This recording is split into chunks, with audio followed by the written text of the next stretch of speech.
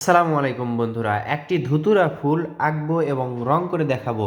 শুধু আঁকবো না, সহজ কৌশলটা আপনাদেরকে দেখাতে চাই। দেখুন, এইভাবে এই শেপে একটি হালকা হালকা দাগে একটি গোল করবেন। এটা হচ্ছে চ্যাপ্টা আকৃতির গোল।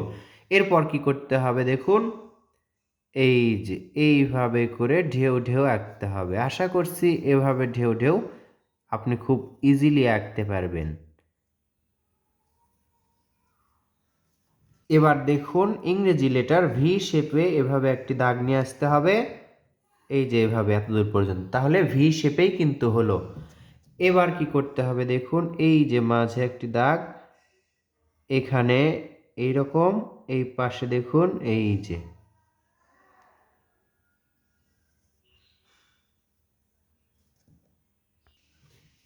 এখান থেকে এক পাশে হবে আঁকা পাতা এবং আরেক পাশে আঁকা হবে কলি। ডাবল করে দিলাম দাগটি আমরা। ডাবল করে দেওয়ার পর একই রকম করে দাগ দিচ্ছি আমরা। এই যে এই দাগটা যেমন, এই পাশেও কিন্তু তেমন। এখন দেখুন, এই যে চোকা করে, এটা হচ্ছে ফুলের কলি। অপর পাশে আঁকবো একটি পাতা। পাতাটা কিভাবে সহজে আঁকবেন দেখুন, এখান থেকে এভাবে একটি দাগ দিলেন, লাভ লাভ শেপে আমরা এই যে একটি পাতা আঁকলাম। এই পাতায় এখান থেকে দেখুন, এই যে এখানে একটি দাগ হবে, ডাবল হবে।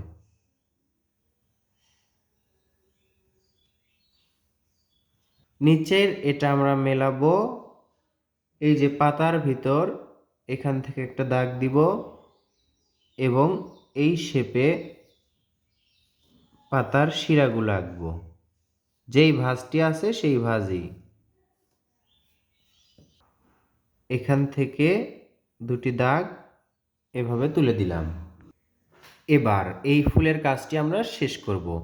এখানে দেখুন, হালকা দাগে এই ভাঁজ আঁকতে হবে এবং এই যে আবার দেখুন, এই যে এবার এখান থেকে এভাবে উপর দিকে তুলে দিতে হবে। খুব ইজিলি আমরা উপর দিকে তুলে দিচ্ছি, একটা ছোট এবং একটা বড়, এভাবে করে আমরা দাগগুলো আঁকছি। এখানে অলরেডি কিন্তু শেপটা চলে আসছে।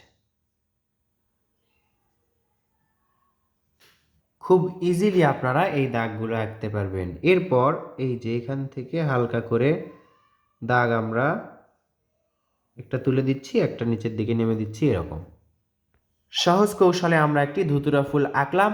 এখন এটাতে রং করে দেখি কেমন লাগে। এখানে আপনারা দেখতে পাচ্ছেন, রং করার সময় শুধুমাত্র ফুলটি বাদ রেখে পুরোটাই সবুজ রং করে এই যে সাইন পেন অথবা মার্কার পেন দিয়ে আউটলাইনগুলো দিয়েছি। এই যে মাথায় একটু হালকা হলুদ রং করে নিয়েছি।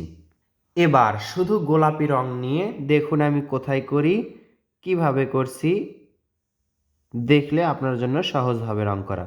শুরুতেই এই যে দেখুন, দাগের এই পাশ দিয়ে রং করব, তাহলে আমাদের বাহিরে যাওয়ার সম্ভাবনা কম থাকবে। রং যখন ভিতরে থাকবে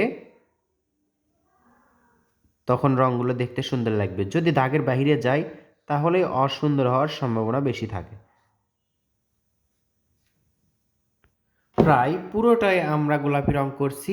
এই যে দেখুন, প্রায় পুরোটাই, শুধু মাঝের টুকু বাদ রেখে এই যে মাঝের এই অংশটা বাদ রাখলাম।